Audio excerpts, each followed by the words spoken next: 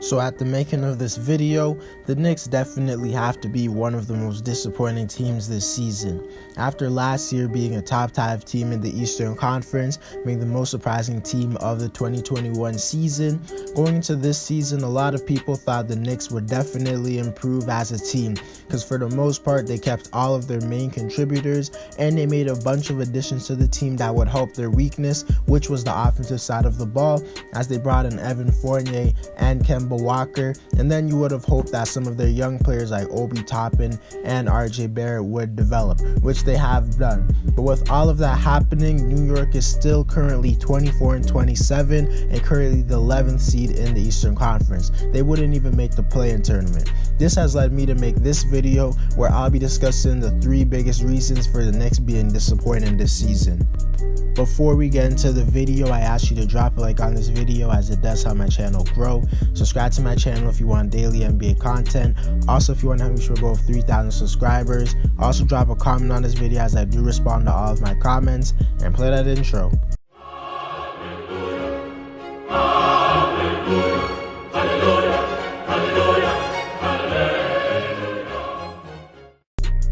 The first reason I think the Knicks have been so disappointing this season is due to the fact that their offense is just absolutely terrible. At the making of this video, they have the 23rd best ranked offense, which is not good, and that simply isn't going to cut if you want to be a playoff team. Last season, the Knicks ranked around the same place. They weren't good on offense. After the offseason, a lot of people were thinking that the Knicks offense would get way better. They were adding Evan Fournier, who's an elite shooter and who can occasionally create hit shots for himself and others, and they were adding Kemba Walker, who people didn't have too high expectations for, but he was still a guy who could give you a consistent 15 points. The Knicks needed that, but that simply has not affected what they are trying to do. They're still bad on offense, and the biggest reason the Knicks, as to why the Knicks offense has been so disappointing, most likely has to be Julius Randle being absolutely terrible so far this season. But not even going to really talk about him yet. I have a whole nother section for how terrible he has been. To talk about their offseason additions, Kemba Walker. First of all, Kemba has not really disappointed because no one was really expecting too much out of him, but he hasn't been great because although he's averaging 12 points, he's overall a very inefficient player, and he's just not what this team has needed. He's very inconsistent. He's not even a good passer, and that's why he was probably benched. And yes, I know he started to play better after he was benched, but overall, he has just not been good. In the case of Evan Fournier, he has simply just been okay and solid. He hasn't been amazing. He hasn't been great. He's been shooting well from 3, not well overall, but I would say he's playing fine. So the problem doesn't lie with them. And overall, this team is actually shooting well from 3, as they're above average 3-point shooting team, and they're above average when it comes to makes per game. I know RJ Barrett has been good in the month of January, but overall this season he's been pretty inefficient and inconsistent. That's something that's probably holding them back a little bit. Also, Derrick Rose was their best bench player, and he's missed half the season, so that's definitely negatively impacting them. But if I'm being honest, the biggest reason for their offense being so disappointing has to be Julius Randle being an absolute flop this season, and now I'm gonna get into him. The second problem and reason as to why the Knicks have been so disappointing this season definitely has to be Julius Randle. Randle by far has been the most disappointing player this season. Last season he was an all-star, and after leading the Knicks to their first playoffs in 7 years, he actually did earn himself a huge contract in the offseason, where he'll be making $30 million a year for the next 4 seasons, over $30 million.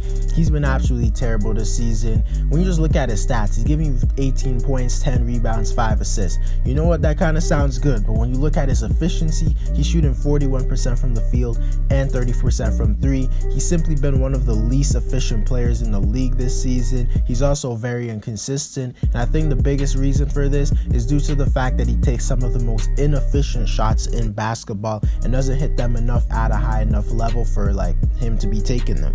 His literal favorite move is like to shoot a long two-pointer, and that's simply not a good shot. I feel like last season it was a little bit of luck, like when it came to his shooting ability, because there was no fans and maybe he just got into a rhythm or something, but he's clearly shown that he's not actually a good shooter this year, and I kind of knew this from last year, and I knew he was definitely not a franchise player. But if Julius Randle was just like playing bad, I wouldn't even dislike him as much as I do, because like everyone can just have a good season, maybe fall off. Like I can't hate a player for falling off.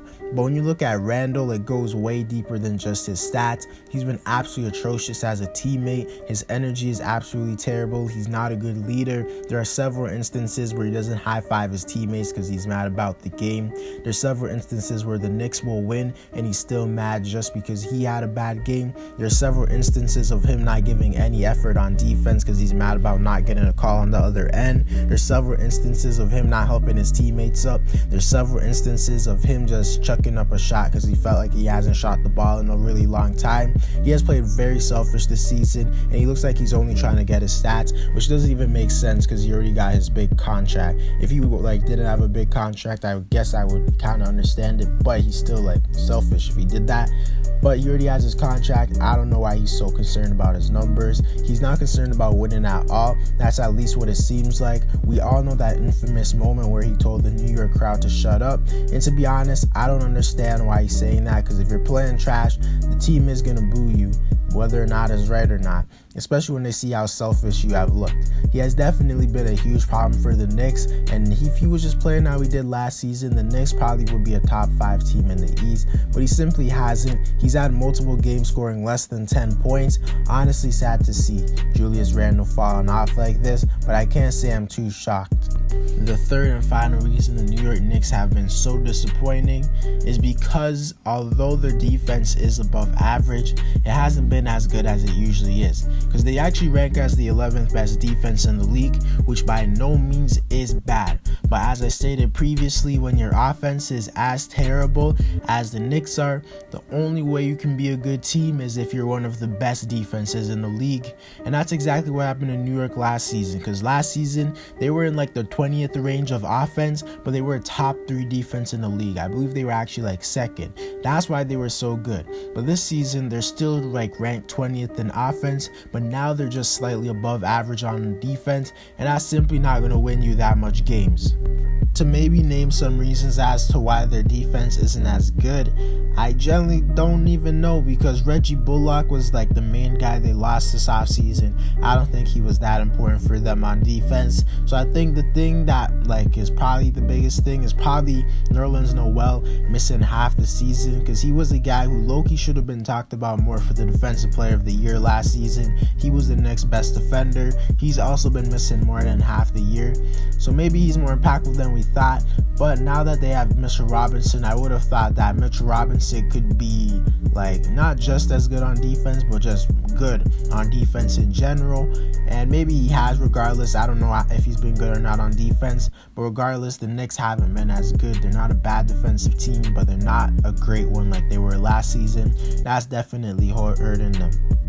To conclude the video, New York has been very disappointing. I actually do think they can turn it around, but it all depends on Julius Randle. He's been one of the biggest differences from last season. Like last season they were good, this season they were bad. To be honest, I thought that New York had one of the best off seasons, like last off season obviously, but looking back at it, it was really bad because they gave Julius Randle all that money, and it's going to come back to bite them in the you know what. Anyways guys, that's it for the video. Let me know whether or not you think the New York Knicks can make the playoffs. Drop a like on this video to help my channel grow. Subscribe to my channel if you want daily NBA content. Also, if you want to go 3,000 subscribers. Also drop a comment on this video, as I do respond to all of my comments. And play that intro.